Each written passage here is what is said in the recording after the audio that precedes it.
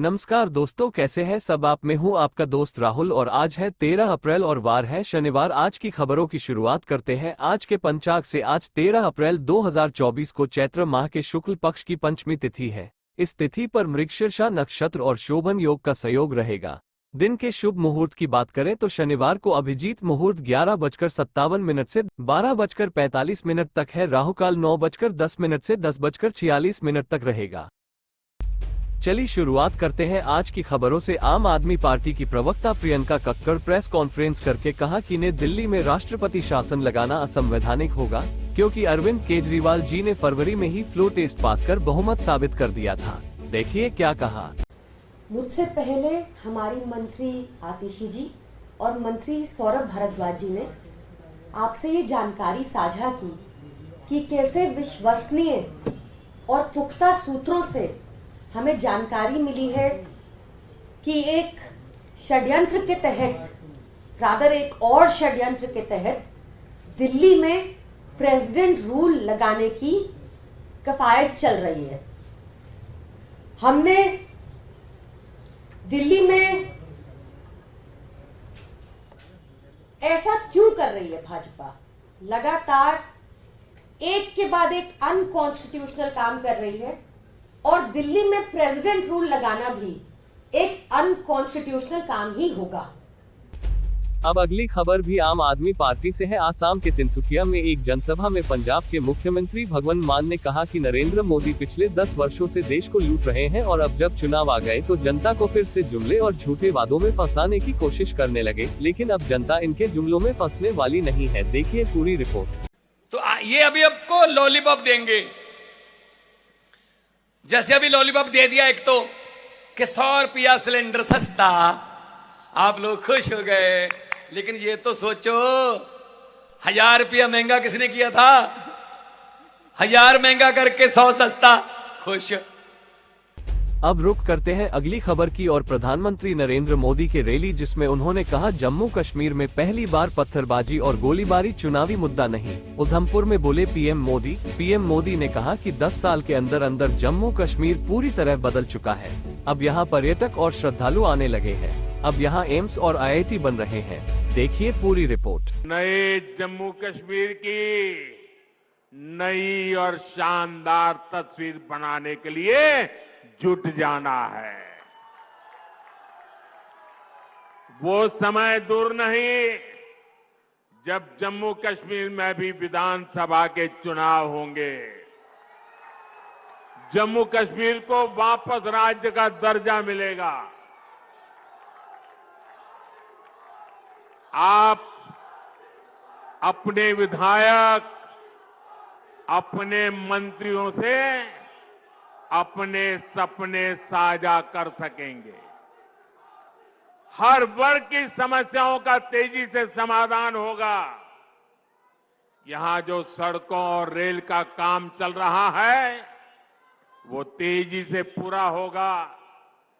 देश विदेश से बड़ी बड़ी कंपनियां, बड़ी बड़ी फैक्ट्रियां और ज्यादा संख्या में आएगी।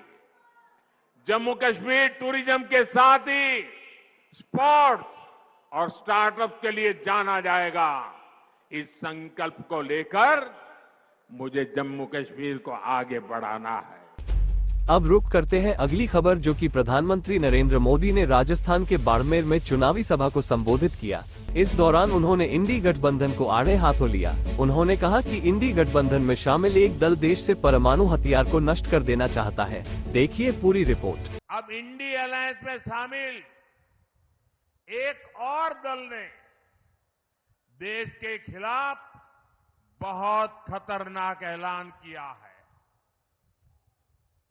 उन्होंने अपने मैनिफेस्टो में लिखा है, जिस पोखरण की धरती ने भारत को परमाणु शक्ति से संपन्न किया, अब इंडी अलायंस का कहना है कि हम भारत के परमाणु हथियार नष्ट कर देंगे, दरिया में डुबो देंगे। भारत जैसा देश जिसके दोनों तरफ पड़ोसियों के पास परमाणु हथियार हो, क्या उस देश में परमाणु हथियार समाप्त करना, इसकी सोच ये समाप्त करना चाहता है इंडिया अलायंस।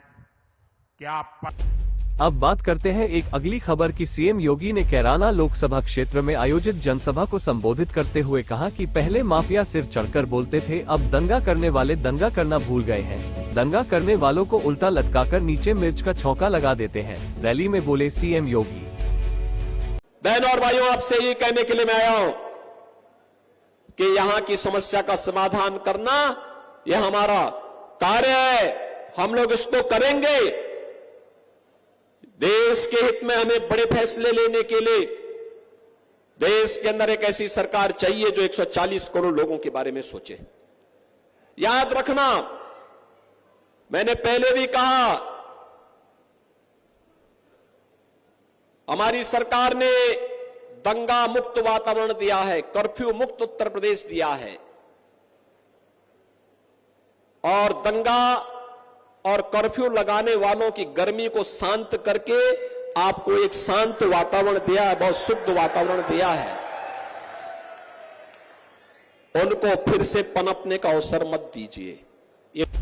अब बात करते हैं एक अगली खबर जो कि मुजफ्फरनगर से आ रही है। केंद्रीय गृह मंत्री अमित शाह ने बुधवार को रैली को संबोधित करते हुए जहां पीएम मोदी की तारीफ की तो वहीं विपक्ष पर जमकर निशाना साधा। अमित शाह ने कहा कि अब यूपी से गुंडे पलायन करने लगे हैं।